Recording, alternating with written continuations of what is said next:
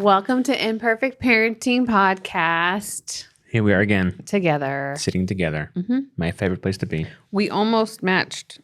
I was worried that you were going to put that other jacket on, and then all of a sudden we would be totally matching. It's so funny. My goal is to match. Your goal is to never. It's true. I don't want to match. I think I like matching because you dislike it so much. Probably. Welcome to our marriage, guys. Yeah, I just thought it was funny that we almost matched because I know the jacket that could. I did notice that, and I didn't put it on because I love you. Mm-hmm. There's definitely some people out there listening going, they're weird. I've had this conversation. No, that they agree. I had this conversation with someone the other day, a married couple, and they're talking about he hates when they match. Oh, she's fine with it. Yeah. I don't know why I love it when it's on purpose, like we're going to a game together or we come back from our school retreats, we all have matching sweaters. I'm like, sure, this is great. But when I get dressed and then you get dressed and I'm like, why are you wearing the same? We do this a lot because we have the kids' sweaters or the kids' school sweaters. Yep. We all have merch. The same. Merch. And then Loving on Purpose merch. So there are many times, and the chances are very high that we're going to match. So anyways, it's kind of funny. But we should talk to her about our meme because it's kind of appropriate that just kind of keeps going with the marriage theme of how this feels. That's true. It's a big part of this whole conversation, family and parenting. Yeah. This one is kind of funny. It is funny. And disturbing maybe too. But All true. too true. Yeah. But it's Ken and Barbie. Mm-hmm. Barbie and Ken. Little figurines, you know. There's Barbie doll. Two images. Yeah. So it says before kids, and it's what you'd expect. Barbie and Ken all dressed up and spiffy and perfect. Ken looks great. He looks put together. Mm-hmm. He's even got the fashionable like brown shoes with his tight skinny jeans and his buttoned up short sleeve nice shirt. You know, she's even fashion forward today in that she's got a slight crop top, but it's just a minimal midriff. Yeah. And hair's done and makeup and you know, maybe her shoes are not as fashionable because I don't think we'd wear those right now. But it's a skirt and a top. Their hair's done. Mm-hmm. They just look put together. Put together. Before kids. Before kids. Switch to, right next to it says after kids. Mm-hmm. Why don't you go ahead and describe that one? Well, Ken is in his boxers with his shirt all open, unbuttoned, and, you know, brushing his teeth. One side's cuffed correctly, the other side's pushed up on his arm. And he's brushing his teeth. His hair's not done. And Barbie looks like she's having a rough morning. She's like she's about to give birth. She looks like over the toilet. She's sprawled out on the toilet. Her legs are spread wide open. She's got a newspaper folded. I don't care anymore. Her ponytail's all messy, crazy. This is kind of how I feel it most mornings. It's you when you finally get to the bathroom, especially after you've had kids. I don't know why your bladder wants to punish you after that. It's like, you better go now or you're going to go in your pants. And so I feel for her because she's having one of those moments of, I made it. I made it to the toilet. It's all right. And Ken's like, good job, honey. I'm just going to brush my teeth. And the bathroom may even be that moment of peace and quiet. Yeah. When you have children. Before they're sliding no time underneath the door. Are you done yet? We have a puppy, which feels like we have a toddler all over again. So we don't have toddlers, but we have a puppy, which I was greeted this morning. It wasn't this morning. It was the other morning. But it was, you left. I'm envisioning this. I have my eyes closed. I'm envisioning this moment. But you left. You went downstairs to get coffee because you're a wonderful, kind husband. You do that almost every morning. But you closed the door. And Rosie, our puppy, was like, no, I want mom. So she went back upstairs, and she can open the doors, which is a problem. But she doesn't do it gently, which is totally how a child would enter the room. It is this. It's as if she jumps at the entire door, smacks it. Kramer on Seinfeld. Yeah, comes in with a bang. Yeah. So this is the equivalent to a toddler. We have Rosie, and she attacks the door and comes in. And then how she greets me, she licks my face. It's disgusting. We are laughing really hard right now. This is, I was violated, and you left me to be violated by the dog. It's just funny because it's you. I know. Anyways, has nothing. All right. The dog is not a child, but I think that this is If how your this toddler's feels. licking you in the morning, then there's a different problem. But I'm pretty sure they do. they do all that. Yeah. So Rosie's really our toddler. It's just not what we expect when we have kids. No. And we're going to be okay. We got this. That glamorous life is... Go check out the meme. It's a good laugh. It's pretty funny. Okay. Well, we've wasted a lot of time on that, but it was funny. So we're kind of ending this, I guess, little series about my book. Yep. Since we've changed the name and all of this. Kind of easing into it. Mm-hmm. Yep. And in the first chapter of my book, I talk about the war of connection and really this concept of the war that we're in, whether we are acknowledging it or not, and kind of trying to, in the chapter, I talk a lot about how the pandemic highlighted to a lot of families the war that was happening in their home, but they were maybe distracted because kids are at school, busy with sports, activities, stuff like that are happening, and so it wasn't as much on their front step as other families that we work with. It's usually on their porch, and so they're in it. But the pandemic kind of put a freeze on a lot of things, and then highlighted. It put a freeze on distractions. Yeah, in some sense of it made us all stop moving, which then highlighted how connected or disconnected we were. We met with a lot of people about marriage, and we met with a lot of people about their kids being really frustrated because of, it's. I think it's easy to overlook the disrespect when it feels at a tolerable level, getting ready for school, at the dinner table, but then they go to practice, then I don't see them again until they go to bed, and we reconnect at bedtime. So that disrespect level feels like it's tolerable, or I think we're doing pretty good. But then when everything shuts down and we're stuck together. Stay in the living room all together. It just highlighted, there's a lot of disrespect because we have all this free time together. And a lot of disconnection.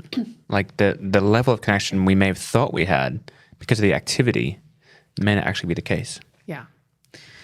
So this war on connection is just kind of explaining it and talking through it a little bit, and just calling for what it is, and that it's not necessarily new. It just got brought to the surface for everybody to see. So you read this to me yesterday. You were reading part of your book, and I thought that's said very well. You should say it on here. So you should give a little snippet of your book. Okay. Not giving too much away because we want people to go get the whole context. Well, I'm and the whole definitely thing. not going to read the whole thing because good. It would take 15 hours for me to read it. We found out 15 hours because that's how long it took for me to do the audio. People are like, wait, I'm going to be on this podcast for 15 hours. No, you're not. And it's going to be edited, so it'll only be a few hours. So go ahead. Okay. Read this little description of the war we're in. So this first chapter, towards the end, it says, "The war of connection is a spiritual war between fear and love. And this war is fought in every heart of every human being. Fear drives us towards self-preservation, while love drives us towards connection. The goal of fear is survival, while the goal of love is thriving." So that's a little... Well written, Brittney. Thank you. Thank you very much. That's good. And I mean, in that place of fear, we talked about it a little bit before, but we slip into the school of where fear drives us to try and perfect and control things, which is, I think, what happened and what has been happening is we get scared.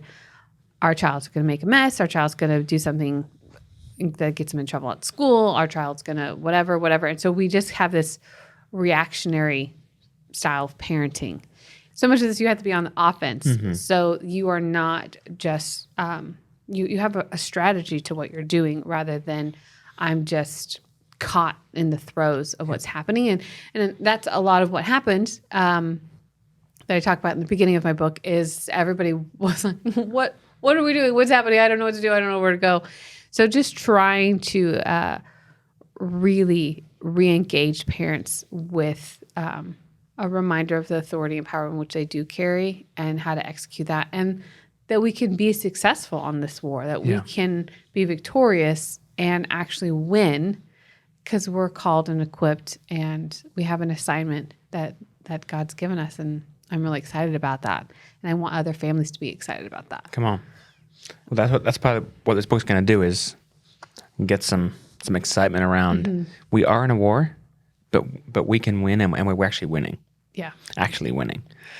Definitely. And that's the trying to, we say this all the time, decrease the fear and increase the love. Because I get lots of toddler questions, because I call it the trenches. You're in the trenches of toddlerhood, and it feels overwhelming. It feels endless, really. Yep. It just feels exhausting and endless. And then if you have more than one toddler, it feels really, you feel outnumbered. And then if you don't steward that well, you maintain that level of self-preservation, and then it shows up again, that same feeling you had with toddlers, it shows up again in your teenagers. Yep. So trying to encourage families that you don't have to live in this survival mode, that we have so many opportunities to switch our gears, change our vision, to create new standards, and engage, which I'm calling that engaged parenting. I want you to be engaged as parents. I want you to change your description and your way of looking at this so that you actually get to enjoy your kids and your family. And fear, what's true is fear is a great motivator. Absolutely. It does create movement. That's the bummer. But it's often in the wrong direction. And so fear in me, and even the fear I'm instilling in my children, it does create movement, but it's partnering with the wrong side of the war. Yeah. It's really a partnership with the enemy, because if he can get us afraid, he can keep us in the place he wants us. And it's really through our thoughts and our beliefs and how we view these situations and where we're going. But we make that switch from the survival, let's just get through these toddler years. Let's just get through these teenage years. No, let's thrive in these years. Bill Johnson used to say, in response to the terrible twos, he would say, I call them the terrific twos. And even that simple little, it's so funny and it feels so elementary or simple. It's just a little switch that goes, no, we're on the offense. We're coming at this thing, and I'm looking for tools. I'm looking for help. I'm looking for resources and reinforcements so we can win here and thrive. Hey, it's Brittany here.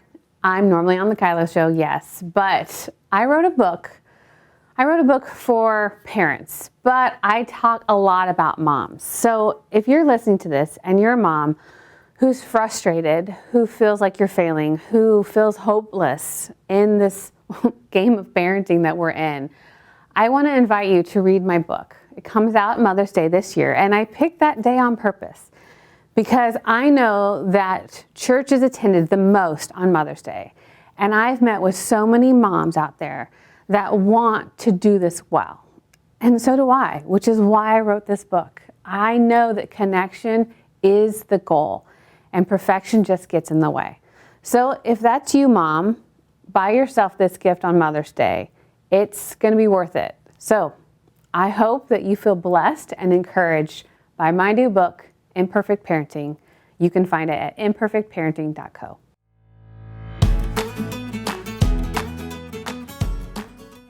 We have to really look at, how we declare things, how we sow into things, and even how we disqualify ourselves in that. I think that's the other thing that happens a lot for parents is we start to break down our confidence level and executing what's in our heart because we try and perfect it. We didn't hit the standard of perfection. We didn't hit, whatever Instagram families that look really pretty are doing. We didn't have an epic vacation this summer.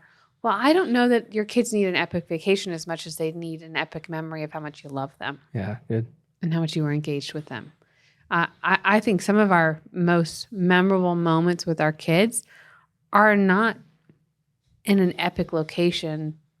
Sure, those are fun and they create really great memories and it's awesome, but that's not where they they go back to when we talk about these meaningful moments. I mean, funny example is Lincoln had some kind of tournament or some ceremony for Taekwondo, and so we decided to go out to eat.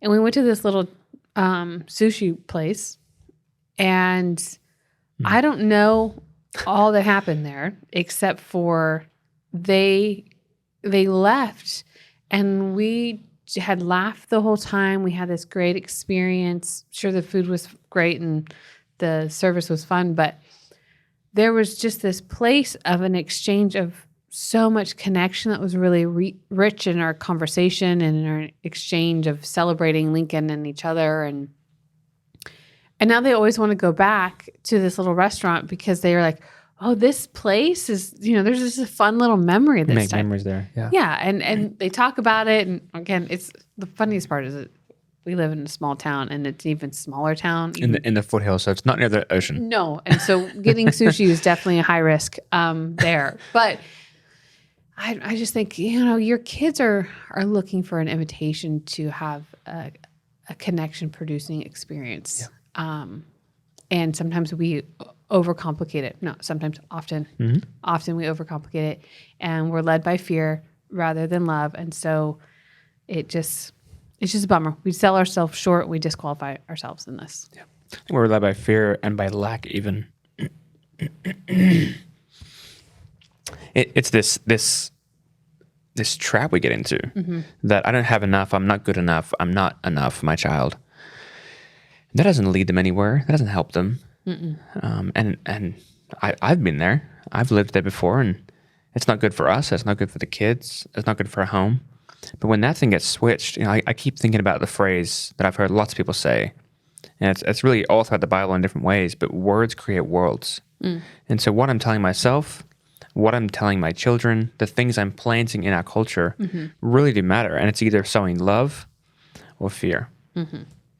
Yeah, and so producing high levels of connection creates high levels of influence. Yep. And influence is what we desire from, as a parent perspective. Like Delaney's about to leave, and I think, okay, you're going to go into the world, and you're going to encounter things that are clash against our culture. You're going to have to discover God for who he is outside of our home and our safety net, because that's just the nature of the beast that we've had. And you're going to have to go and be like, okay, I'm putting to test all these things that I have seen stewarded in my home. What do I believe to be true? And then I am so grateful because as of right now, I definitely believe that when she gets something that is questionable or she doubts, she has enough connection in us to come back to us to ask us questions, and we have enough influence to actually speak any correct a truth or help her uproot a lie, because we've sowed all these seeds of connection. Yeah. And that's a place where in toddler years, I don't think parents give enough,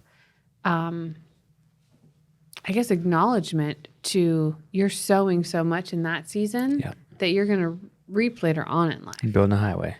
You are definitely creating opportunity for them to learn how to trust you, to believe you, and to feel invested by you. And so it starts when they're really little, and then it just starts to grow. And then we start to be the recipients of it. We start to receive our kids, expressions of love that is intentional rather than just a toddler clinging to you because they adore you. But you just start to see things different that they know it's meaningful to you. So they're going to nurture their half of this relationship because it's something that they've experienced from you. And this is part of the war we're in, is keeping the vision of why we're doing it, even in the toddler years, just like you're talking about, is I'm actually moving towards something to set up a standard in my home, to set a culture in our family that protects us from any other influence, because I want to be the one that's most influential in your life. There's so many other things out there that would like that position. Yeah. And it's easy to give it away to.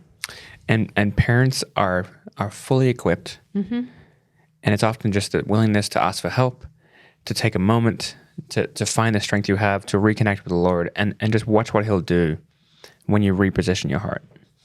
Yeah, it's a beautiful partnership that we have, the invitation to parent with the Holy Spirit. And please lean into it.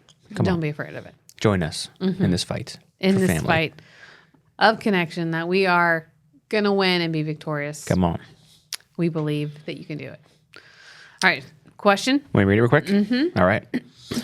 Here's a question. I asked my 14-year-old daughter if she wanted to do something special on the last day of school. When she wrote this, it was tomorrow. I had suggested having friends over for a bonfire. That sounds fun. But asked if there was something else she would prefer. Her answer was, I don't care. It's whatever. I can see a teenager saying that. Yep. I'm just learning, Kylo. I think I'm supposed to ask questions. But what are the appropriate questions to ask? Whatever. I think this is a great, great question for, wanting influence, wanting to stay connected, not wanting to go into fear. Because, I don't know how many times parents are like, I don't know what questions to ask. You say ask questions, but all my questions, I'm just more and more frustrated. Do you want me to get mad or angry? Yeah. So she clearly wants to love on her daughter. Yeah. Do something fun. I don't care, whatever. Most parents know. Sometimes that's really I don't really have a preference. But sometimes, there's, especially if she's graduating 8th grade, which would be my guess somewhere in there for 14. Or, I don't know. You know how to read your kid. If your kid really doesn't seem interested in it, I wouldn't push on more questions. But do you feel like a question stands out to you before I give my thoughts? Keep going. You're doing great. So, would you like to do a bonfire? I would, if they go, I don't care, whatever. Is there something that sounds exciting to you? Mm-hmm. One question. Do you feel like doing something with friends or with family? Do you feel like doing nothing? So I would be clarifying, like, what would the child want? So a bonfire with friends. Maybe she had a really rough day with her friends that day. And so that doesn't sound like fun. So trying to get to clarifying, do you want your friends or do you not want your friends?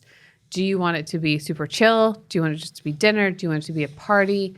I think that those are more questions she could ask to clarify.